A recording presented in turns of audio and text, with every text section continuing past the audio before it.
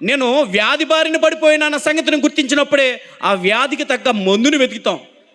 ఏమండి, కరోనా టైంలో చాలామంది కరోనా టీకా వచ్చిందండి, కరోనాకి మందు వచ్చింది అనగానే కంగారుగా వ్యాక్సిన్ వేయించుకున్నవారు ఉన్నారా లేదా? వ్యాక్సిన్ వేయించుకున్నవారు ఉన్నారా లేదా? మీకు ఒక విషయం తెలుసా? ఇప్పుడు ఫ్రీగా వేయించుకున్నారేమో చాలామంది వ్యాక్సిన్లు. స్టార్టింగ్లో కొన్ని లక్షలు పెట్టుకున్నారు తెలుసా?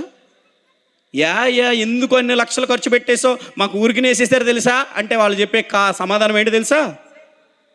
లేట్ చేస్తే పోతామేమోని భయం. ఏంటంట? లేట్ చేస్తే పోతామేమోని భయం. ఏమయ్యా, ఉన్నతికుంటే ఏదైనా తిని బతకొచ్చయ్యా, అసలు బతుకే లేకపోతే ఏమైపోతాం. కాబట్టి మేము బ్రతకడం ముఖ్యం. కాబట్టి ఇమ్మీడియట్గా కరోనాకి వ్యాక్సిన్ వచ్చిందని తెలవగానే ఉరుకులు పరుగుల మీద వెళ్ళిపోయి ఆ వ్యాక్సిన్ని మేము వేయించుకున్నాం. జ్ఞానవంతుడా కాదా? జ్ఞానవంతుడే.